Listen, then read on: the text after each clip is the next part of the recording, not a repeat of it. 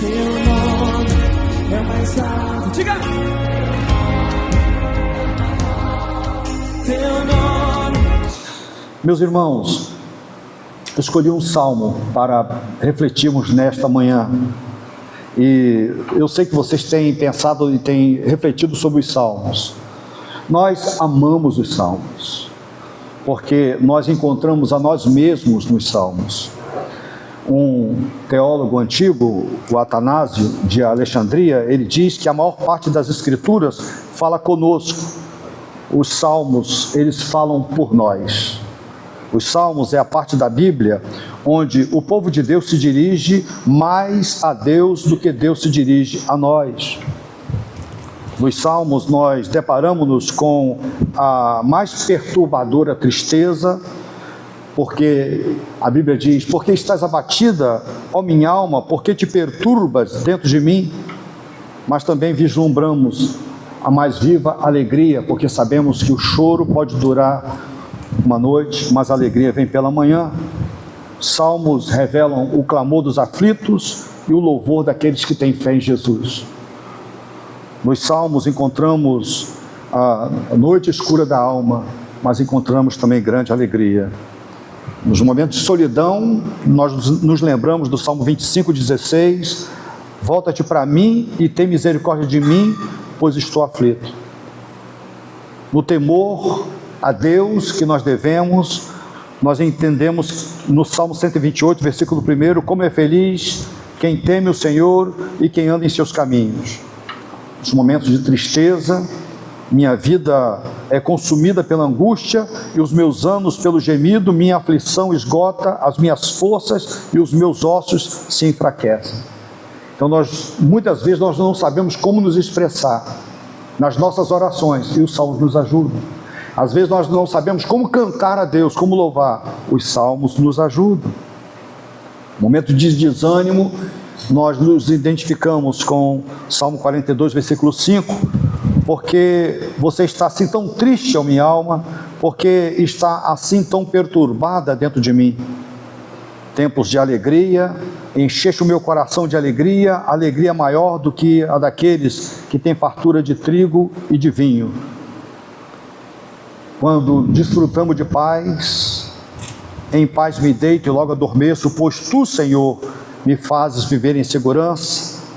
Quando temos gratidão no coração, Salmo 35:18, eu te darei graças na grande assembleia, no meio da grande multidão te louvarei. Quando precisamos e quando de confiança, nós temos Salmo 27:3, ainda que um exército se acampe contra mim, meu coração não temerá, ainda que se declare guerra contra mim, mesmo assim estarei confiante. É por isso que nós amamos os salmos. Então os salmos, o livro muito bem estruturado, ele tem uma inteligência por trás da estrutura dos salmos, são 150 salmos em 5 livros, e nós percebemos uma jornada. Você entra pelo saltério através de um portal. O Salmo 1 é o Salmo da Lei, o Salmo 2 é o Salmo do Rei. Depois nós temos 5 salmos de lamento. E assim nós começamos. Aí a gente vai lendo os salmos e tem um período que o salmista ele está muito feliz. E tem período que ele está muito triste. E depois ele está muito contente mesmo, ele está com uma alegria transbordante. E depois uma profunda tristeza. Porque os salmos, eles refletem a jornada da nossa vida. Mas quando nós chegamos no final dos salmos, final do livro, você vai perceber que os últimos salmos é só de louvor. Começa com aleluia, termina com aleluia. Os salmos, muito louvor. Parece que o editor dos salmos, propositalmente, nós cremos nisso, ele agora, depois já no final da vida, agora quando estamos na presença de Deus, é tudo louvor e alegria e adoração. Então não tem mais a reclamação, não tem mais assim dor, tristeza. No final é muito louvor. Eu achei por bem meditarmos no Salmo 150, que é o último salmo. para celebrarmos estes 20 anos de aniversário da primeira Igreja Batista no Parque Aeroporto. Salmo 150, eu quero convidá-los, eu vou ler na versão NVI. E o título que eu coloquei nessa pregação é Louvem o Senhor. Alguém disse que este salmo é a maior sinfonia de louvor a Deus já escrita na terra. Então, se nós entendemos que é isso mesmo, o salmo está traçando a jornada da vida, agora nós estamos diante de Deus. E diante de Deus é tudo alegria, é só louvor. Assim escreveu o salmista. Aleluia! Louvem a Deus no seu santuário, louvem-no em seu poderoso firmamento, louvem-no pelos seus feitos poderosos, louvem-no segundo a imensidão de sua grandeza, louvem-no ao som de trombeta, louvem-no com lira e harpa, louvem-no com tamborins e danças, louvem-no com instrumentos de cordas e com flautas, louvem-no com símbolos sonoros, louvem-no com símbolos ressonantes. Tudo o que tem vida, louve o Senhor. Aleluia. Vamos orar. Pai, obrigado pela presença do Senhor conosco. O Senhor é digno de todo louvor. Obrigado pelo povo do Senhor aqui presente, celebrando 20 anos desta igreja local, desta excelente igreja local. E queremos agradecer ao Senhor pela palavra do Senhor, a palavra da verdade. Que as palavras da minha boca e a meditação do meu coração sejam agradáveis a Ti, Senhor meu, rocha minha, Redentor meu, no nome de Jesus. Amém. Esse salmo, no original hebraico, ele tem 37 palavras. O salmo começa termina com aleluia, que significa louve ao Senhor. Aliás, essa louvor a Deus, ele é repetido 13 vezes. O salmo, ele é único, ele não tem clamor, não tem sofrimento, não tem lágrimas, não tem questionamentos, tudo já foi respondido até chegarmos à presença do Senhor. Spurgeon, falando sobre esse salmo, ele disse o seguinte: temos atingido agora o último cume dessa cordilheira dos salmos. Ele se eleva a grande altura no claro azul dos céus, e suas ladeiras estão banhadas pela luz do sol do mundo eterno da adoração. É um êxtase, o poeta está cheio de inspiração e entusiasmo, não discute, não argumenta, não ensina, não explica, mas grita com palavras em chamas: louvai-o, louvai-o, louvai-o, louvai-o, louvai ao Senhor. O Salmo responde algumas questões fundamentais. A primeira, onde louvá-lo? A segunda, por que louvá-lo? A terceira, como louvá-lo? E a quarta, quem deve louvá-lo? Onde louvá-lo? Versículo 1 diz, aleluia, louvem a Deus no seu santuário. Louvamos a Deus no seu santuário. Na época em que o livro de Salmos ele foi concluído, o povo se reunia no templo para adorar a Deus. Salmo 149, versículo 1 diz, aleluia, cantem ao Senhor uma nova canção, louvem-no na assembleia dos fiéis. Então hoje nós louvamos a Deus com os nossos irmãos, nós louvamos a Deus com a igreja. Há um culto corporativo, nós devemos priorizar o culto para estarmos com os nossos irmãos, louvando a Deus. Devemos louvá-lo no lugar onde o seu povo se reúne. Este é o dia festivo, este é o lugar que os irmãos se reúnem, então devem priorizar este lugar, porque Deus está presente com o seu povo. Em segundo lugar, o salmista diz, louve-no em seu magnífico firmamento. Louve-no em seu majestoso céu, uma outra versão diz. Céu e terra se unem para adorar o Senhor. Eu lembrei de Lucas capítulo 2, versículos de 8 a 14, quando no anúncio do nascimento do Senhor Jesus, aqueles pastores que estavam nos campos próximos e durante a noite tomavam conta dos seus rebanhos, e aconteceu que um anjo do Senhor apareceu-lhes e a glória do Senhor resplandeceu ao redor deles e ficaram aterrorizados. Mas o anjo lhes disse: não tenham medo, estou lhes trazendo boas novas de grande alegria, que são para todo o povo. Hoje na cidade de Davi lhes nasceu o Salvador, que é Cristo, o Senhor. Isto lhes servirá de sinal, e encontrarão um bebê envolto em panos e deitado numa manjedoura. De repente, uma grande multidão do exército celestial apareceu com um anjo, louvando a Deus e dizendo: glória a Deus nas alturas e paz na terra aos homens aos quais Ele concede o seu favor. Nós devemos louvar a Deus. Ali estavam os pastores, recebendo aquela notícia, e agora a terra, ela é invadida por aquele coral maravilhoso, celestial, cantando ao Senhor. Onde quer que você esteja neste planeta, você deve louvar a Deus. Em qualquer lugar, em todas as circunstâncias, pois nós devemos louvar a Deus junto com os irmãos, mas devemos louvar a Deus particularmente.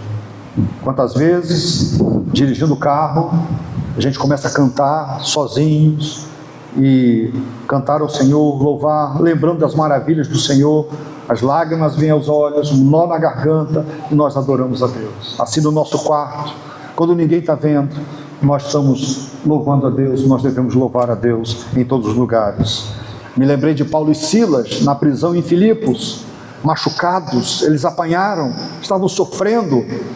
Agora os dois presos num local bem difícil, com seus pés presos, e à meia-noite, naquele lugar, a Bíblia diz que eles cantavam ao Senhor, eles louvavam a Deus, e os presos ouviam. Circunstâncias difíceis, um lugar totalmente diferente, eles estavam ali louvando a Deus, glorificando a Deus. Salmo 146, versículo 2, o salmista toma uma decisão: louvarei o Senhor por toda a minha vida, cantarei louvores ao meu Deus enquanto viver. É uma grande decisão para cada um de nós. Louvarei o Senhor por toda a minha vida e cantarei louvores ao meu Deus enquanto viver. Segundo lugar, por que louvá-lo? Versículo 2: louvem-no pelos seus feitos poderosos. A primeira coisa que somos chamados a fazer é louvar a Deus pelo que Ele fez e pelo que Ele faz, pelos seus feitos poderosos. Quais são os feitos poderosos do nosso Deus? Nós podemos nos lembrar da sua criação. Em 6 dias Ele criou coisas, tudo que nós conhecemos, essa natureza linda. Ele criou o universo em 6 dias. As coisas maravilhosas que desfrutamos com tanto poder, com tanta sabedoria, com tanto capricho. Deus caprichoso, Ele criou as coisas e pintou as coisas. O céu azul, o mar, as florestas, as flores, e Ele foi detalhista, nos deu flores e flores perfumadas, pássaros multicoloridos, todos os animais. Deus criou pelo seu poder. Pelo seu poder também Ele abriu o Mar Vermelho. Nós gostamos dessa história de Moisés, quando o povo de Deus passou pelo Mar Vermelho. Deus também, Ele poderosamente sustentou Israel no deserto durante 40 anos. Não faltou comida, não faltou água, não faltou roupa, calçados. Deus preservou o seu povo no deserto, 40 anos. Os atos poderosos de Deus. Mas louvamos sobretudo por Jesus Cristo, porque nós pecamos, nós caímos, nós estávamos distantes de Deus, nós éramos inimigos de Deus, e Deus enviou o seu Filho único para vir a este mundo, se humilhou, virou gente como a gente, e veio com uma missão de nos resgatar. E para esse resgate, o Senhor Jesus, Ele morreu numa cruz, Ele derramou o seu sangue. Então, Ele satisfez ali a justiça de Deus. Os nossos pecados foram imputados a Cristo. e a santidade de Cristo, ela foi imputada a nós, e agora nós somos amados de Deus, nós temos amizade com Deus. Jesus foi sepultado sim, mas ele não ficou na sepultura, ele ressuscitou, ele ressurgiu num domingo como este. Por isso que nós estamos aqui, por causa da ressurreição de Cristo. Louvemos a Deus pela sua ressurreição. Aliás, quando Paulo escreve sobre a ressurreição de Cristo, lá em 1 Coríntios capítulo 15, ele termina no versículo 58 com um versículo que nós temos de cor e que serve bem para os irmãos. Porque Jesus ressuscitou e porque nós ressuscitaremos também com ele, ele diz: portanto, meus amados irmãos, sejam firmes e constantes, sempre abundantes na obra do Senhor, porque o vosso trabalho não é vão no Senhor, porque o trabalho de vocês não é vão no Senhor. Então nós louvamos a Deus pelos seus atos poderosos, sobretudo por Jesus. Em segundo lugar, nós o louvamos não apenas pelo que ele fez e faz, mas pela pessoa que é o nosso Deus. Louve no segundo a imensidão de sua grandeza. Deus é imenso, o ser de Deus é maravilhoso, Deus é uma pessoa maravilhosa. Então louvemos pelo seu caráter santo, sua imutabilidade, sua onisciência, onipotência, onipresença, sua graça, sua misericórdia, sua bondade, sua benignidade, sua fidelidade, sua justiça, sabedoria, generosidade, seu imenso amor, seu perdão maravilhoso. Meus irmãos, o Senhor é justo, santo, fiel, verdadeiro, compassivo. Ele é o Deus eterno, soberano, infinito. O nosso Deus é incomparável.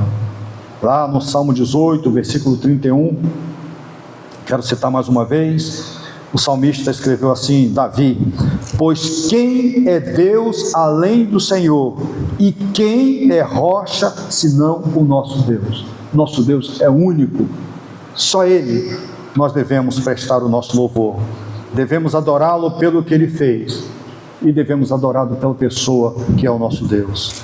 Spurgeon, mais uma vez eu cito, ele disse o seguinte: suas proezas excelentes requerem uma adoração excelente. Suas proezas excelentes requerem uma adoração excelente. Como louvá-lo? Versículos de 3 a 5. O Hernandes Dias Lopes, ele escreveu o seguinte em seu comentário: muito embora a voz humana seja o mais perfeito instrumento musical, o Senhor se agrada também de instrumentos musicais na adoração ao seu santo nome. Portanto, toda a orquestra está aqui envolvida no louvor.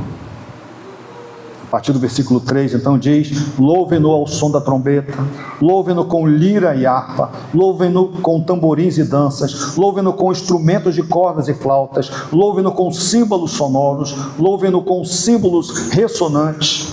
Então, os principais instrumentos usados por Israel na época são mencionados aqui: instrumentos de sopro, cordas e percussão. Toda a orquestra está aqui envolvida. Louve-no ao som da trombeta e com flautas, instrumentos de sopro, lira e harpa, instrumentos de cordas, tamborins, símbolos sonoros, símbolos ressonantes, instrumentos de percussão e com danças. Nós não dançamos no culto público, não é? Nós não vemos como parte da adoração a dança coletiva. Pontualmente, pessoas na Bíblia de alegria, como Davi, Miriam, eles dançaram, mas nós não temos no Novo Testamento essa referência à dança. Nós não temos permissão para dançarmos no culto.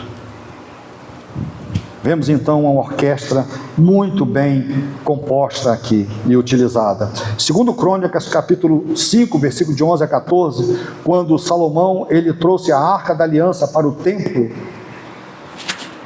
a palavra de Deus diz assim: os sacerdotes saíram do lugar santo Todos eles haviam se consagrado, não importando a divisão a que pertenciam, e todos os levitas que eram músicos, Asaf, Emã, Jedutum, e os filhos e parentes deles, ficaram a leste do altar, vestidos de linho fino, tocando símbolos, harpas e liras, e os acompanhavam 120 sacerdotes tocando cornetas.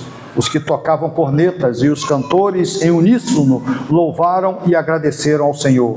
Ao som de cornetas, símbolos e outros instrumentos, levantaram suas vozes em louvor ao Senhor e cantaram: Ele é bom, o seu amor dura para sempre.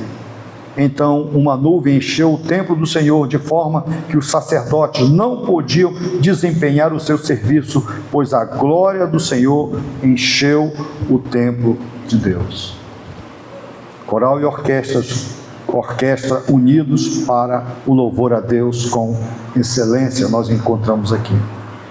E por fim, quem deve louvá-lo? Versículo 6. A NVI diz: tudo o que tem vida, louve ao Senhor. Tudo quanto tem fôlego, louve ao Senhor. Todo ser que respira, louve ao Senhor. Salmo 148, versículos 7 e de 10 a 14 diz assim: louvem o Senhor vocês que estão na terra, serpentes marinhas e todas as profundezas, todos os animais selvagens e os rebanhos domésticos, todos os demais seres vivos e as aves, reis da terra e todas as nações, todos os governantes e juízes da terra, moços e moças, velhos e crianças, louvem todos o nome do Senhor, pois somente o seu nome é exaltado. A sua majestade está acima da terra e dos céus. Ele concedeu poder ao seu povo e recebeu o louvor de todos os seus fiéis, dos israelitas, povo a quem tanto ama. Aleluia. Esse salmo de número 150, ele termina apoteoticamente, triunfantemente e vitoriosamente, dizendo: aleluia, louvem o Senhor. Este imperativo de louvar a Deus, ele encontra eco lá no Apocalipse, capítulo 5, versículo 13, que diz assim: João escreveu, João viu, a ele foi revelado, e ele escreveu assim: então ouvi toda criatura no céu e na terra, e debaixo da terra, e no mar, e tudo que neles existe, cantando: aquele que se assenta no trono e ao Cordeiro, seja o louvor e a honra e a glória e o poder para todos sempre. Amém. Qual é o tema deste salmo? Salmo 150. Louvem a Deus. Qual o resumo deste salmo? Louvem a Deus. Qual é a aplicação deste salmo para este dia festivo da igreja, para os 20 anos da igreja? Louvem a Deus. O que devemos fazer sempre? Louvar a Deus. Deus procura adoradores que o adorem em espírito e em verdade. João capítulo 3, versículo 23, o próprio Jesus diz assim: no entanto, está chegando a hora, e de fato já chegou, em que os verdadeiros adoradores adorarão o Pai, em espírito e em verdade. São estes os adoradores que o Pai procura.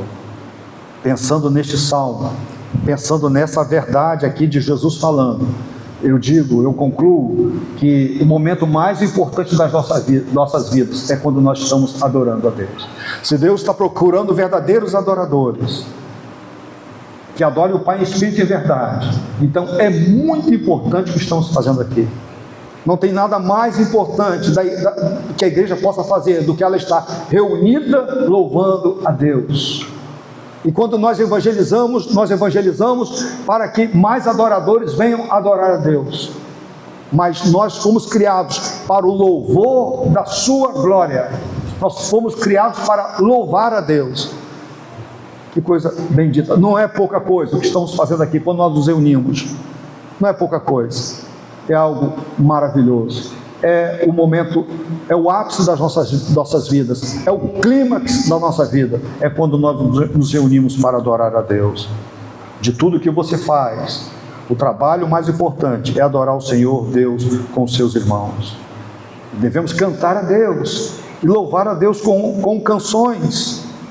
Lá no Salmo 47, versículo 6 diz: ofereçam música a Deus, cantem louvores, ofereçam música ao nosso Deus, ao nosso Rei, cantem louvores. Cantar não é uma opção para nós. Eu não gosto de cantar, a minha voz ela é desentoada, eu não sou afinado. Não, nós não temos essa opção. A Bíblia nos manda cantar para o Senhor, adorar a Deus. 2 textos da Bíblia falam de música, 400 versículos da Bíblia falam sobre cantar. Por tudo isso, igreja querida, igreja feliz pelo seu aniversário, louve o Senhor, louve o Senhor, porque Ele é digno de fato do nosso louvor. E que Deus nos ajude. Vamos orar mais uma vez? Teu nome é mais alto. Diga! Teu nome